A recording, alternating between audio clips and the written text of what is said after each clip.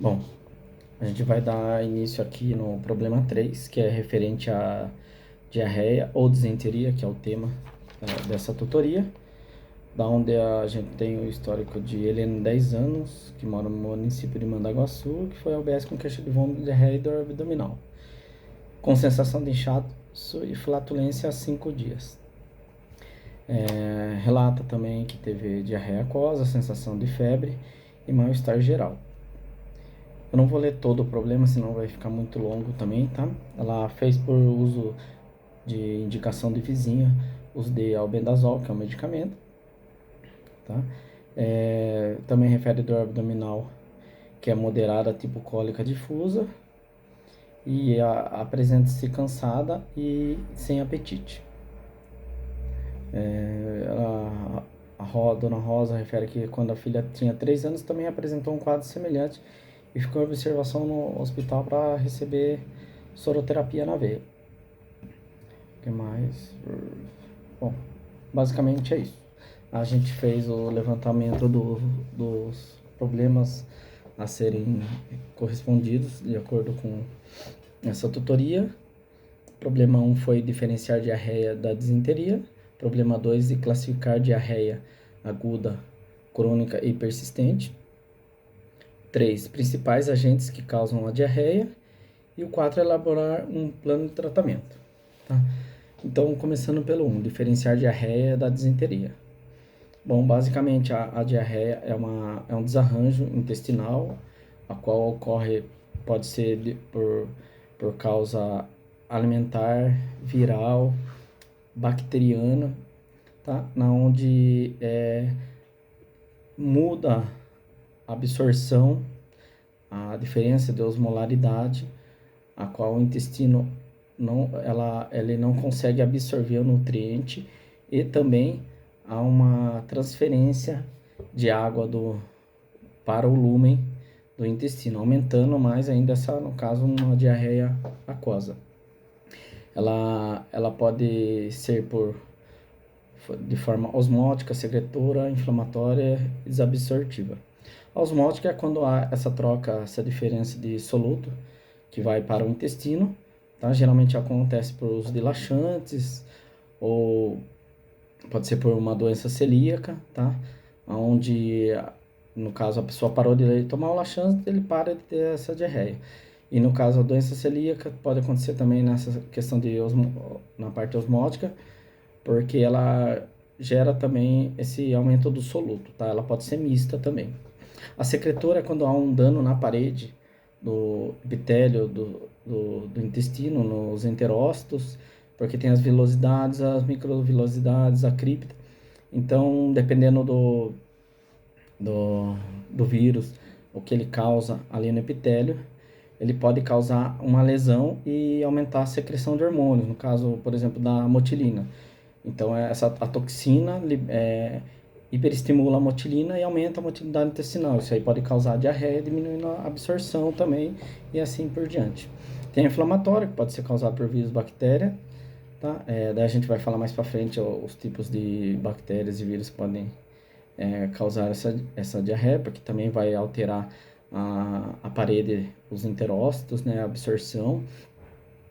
E no caso inflamatório pode ocorrer a presença de pus, muco, sanguinolento, presença de sangue nas fezes, tá?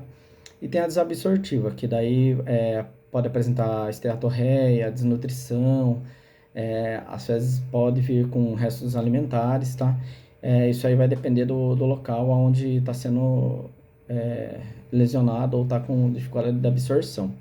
Isso aí o paciente, a gente vai conseguir verificar tanto sinais e sintomas como em exames laboratoriais que podem ser solicitados também. Tá? Bom, então a diarreia é um aumento de 3 vezes, a presença de 3 diarreias, fezes aquosas no período de 24 horas. Tá? Quando que você diferencia a diarreia da disenteria? É quando você tem a presença de fezes aquosas com presença de sangue, pus, e pode ter também sangue, pus e muco. Tá?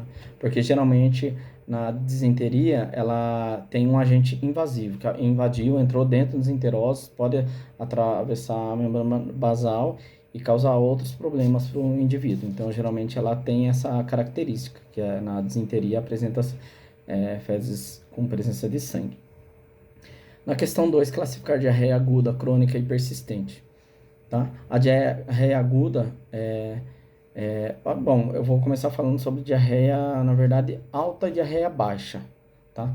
A diarreia alta que acontece no intestino delgado e a diarreia baixa que acontece no intestino grosso. Então, no intestino delgado, quando a diarreia é alta, você tem uma diarreia com alto volume, tá? Porém, a frequência dessa diarreia é menor e pode apresentar a presença de restos alimentares porque não aconteceu o processo de degradação e quebra total dos alimentos, tá? Então, essa diarreia, quando ela é alta, ela pode ter mais distúrbios, no caso, nutricionais, tá? E tem a diarreia baixa, que é no caso do intestino grosso, na qual ela tem um menor volume na nível de quantidade de fezes, mas ela tem maior frequência. Então, o paciente apresenta mais episódios de diarreia, entendeu? Mas em quantidade menor de volume. Nessa situação, geralmente acontece, na diarreia baixa acontece mais na disenteria também, que no caso apresenta aqueles sinais, sintomas de presença de muco, muco, sangue e pus, e geralmente na diarreia baixa pode também apresentar, no caso, o tenesmo. Como que a gente classifica a diarreia aguda? A diarreia aguda, ela pode acontecer até 2 semanas, tá? Geralmente ela é autolimitada, então ela por si só ela se resolve. O paciente se hidrata para não evitar no quadro de desidratação, geralmente no máximo uma semana, 3, 4 dias ela é autolimitada, o vírus, geralmente é vírus, né? Ele causa esse desarranjo intestinal, o paciente apresenta como uma forma de defesa tentando eliminar essas toxinas por via intestinal. Mas geralmente ela é autolimitada, se resolve sozinha, o paciente só se hidrata apenas para evitar o quadro de desidratação. Temos a persistente no caso é uma diarreia que leva de 2 a 4 semanas, tá? Essa persistente ela pode estar evoluindo para um quadro crônico. Então, geralmente, quando há essa persistência, a investigação tem que ser um pouco mais minuciosa, que ela pode ter um quadro invasivo bacteriano, geralmente, tá? E daí pode se tornar crônica se não tratada adequadamente. E, no caso, a crônica é quando evolui por mais de 4 semanas essa diarreia. A crônica também, ela pode estar associada a síndromes do intestino irritado, investigar outras causas, no caso, síndrome de Crohn, doença de Crohn, perdão, giardíase, amebíase, o que mais? E neoplasia, que também pode desenvolver esse quadro. Bom, basicamente a classificação das diarreias é isso. Geralmente a diarreia ela tem uma escala de Bristol, né, na qual de 1 a 7, e o 6 e o 7 o aspecto das fezes na qual vai apresentar na diarreia. O que mais? Bom, basicamente é isso. Daí a 3, os principais agentes que causam a diarreia. Eu coloquei aqui os fatores de risco primeiro, que no caso é a questão de higiene, questão de socioeconômica, tá? Tratamento de água e esgoto também, tá? Em locais que não têm acesso a esse tipo de tratamento, eles tendem a ter mais problemas gastrointestinais. Viajantes também, que tem a diarreia do viajante, né? E tem a diarreia dos funcionários, que eu vi que os funcionários que trabalham em creches, com crianças também, eles têm, por manipular o alimento, tudo, e ter contato com as crianças, na qual elas se contaminam mais com o rotavírus, no caso. Na época de surto, geralmente esses profissionais eles são mais acometidos também. Eu vi que há uma prevalência, né, de 70, a questão das infecções, no caso, que são causadas por vírus, bactérias e parasitas. De vírus, 74% das diarreias são causadas por vírus. 20% são causados por são bacterianas, e 6% da diarreia são parasitárias, perdão.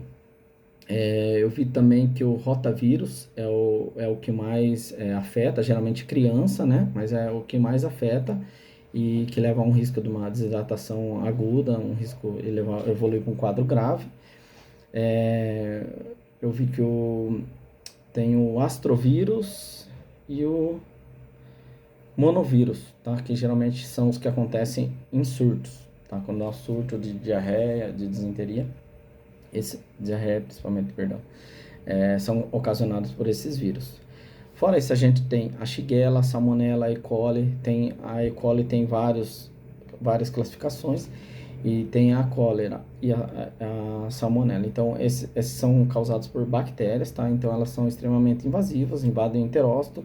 Eles podem agir tanto nas microvilosidades ou nas regiões de divisões de membranas, onde eles mudam a estrutura do enterócito e dificultam tanto na absorção quanto na troca de solutos. Então, há um descontrole intestinal, pode haver ou não a lesão do local, ela sendo reversível ou não, tá? Depende da quantidade de tempo do tratamento que foi oferecido, se foi correto ou não. Então, esses enterócitos, eles são lesados, as vilosidades também são comprometidas, diminui a camada de absorção.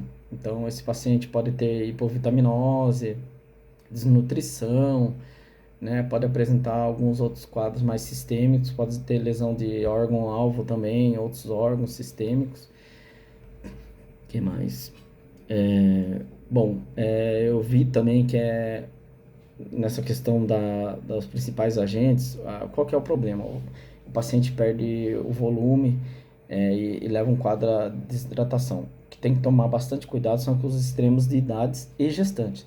Então, idosos acima de 60 anos e crianças abaixo de 5 anos, que são os que mais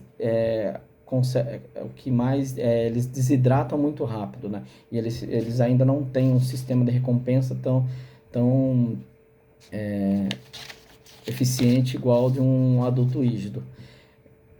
Também gestantes, né? Por causa que a gestante ela já tem um aporte nutricional aumentado devido a estar com o feto, e ainda ela diminui essa demanda por um quadro de diarreia, diminui a absorção e desnutrição, isso pode causar um problema para ela e para a criança também.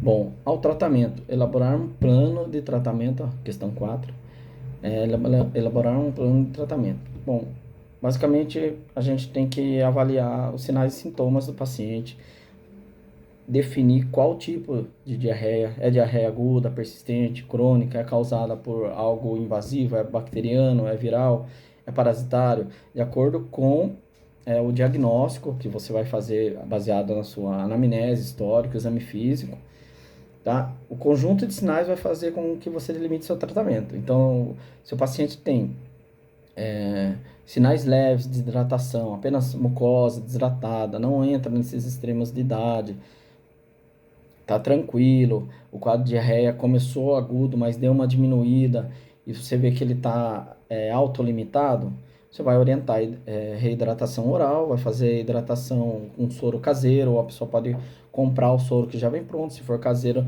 ela vai diluir 2 colheres de açúcar para 1 colher de sal num litro d'água, e fazer a ingestão desse litro d'água conforme ela vai conseguindo, ou orientação conforme um episódio de diarreia, tomar 200 ml de água misturado com esse soro.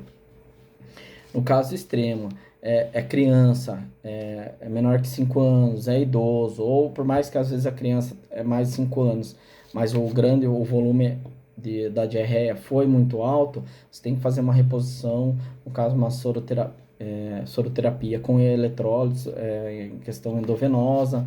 Se for extremo se for idoso também, fazer a reposição alimentar, tá? Tem que fazer passação da nasoenteral, fazer uma reposição entérica, no caso dele, né? Porque o paciente também, além de perder nutrientes, ele também teve uma modificação da microbiota intestinal.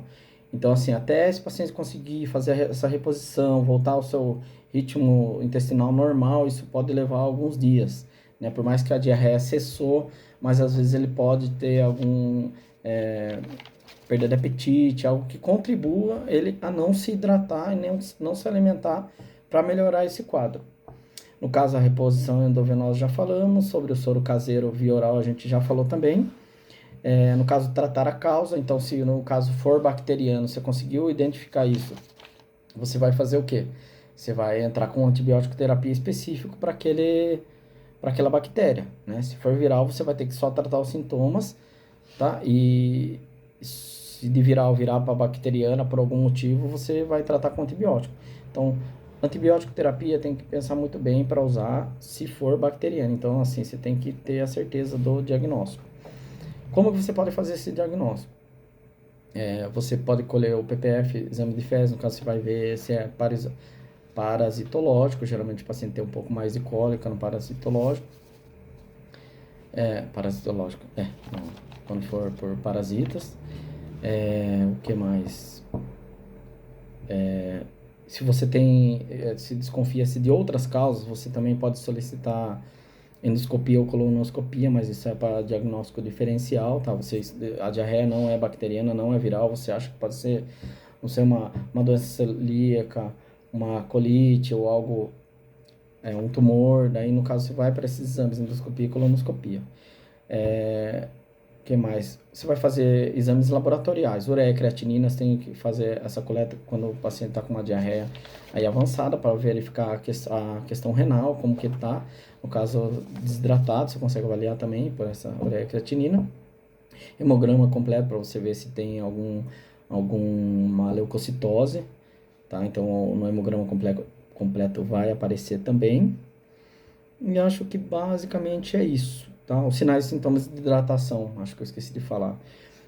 O paciente fica com a mucosa escorada e ressecada, tá?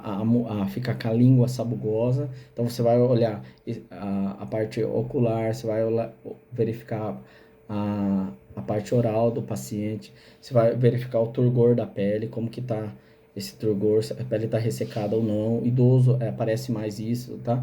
Criança ela pode ficar mais hipoativa, idoso também, ela fica hipoativa, pode levar a um quadro de confusão mental por causa de alteração de ureia e creatinina, que daí isso aí causa toxicidade cerebral também.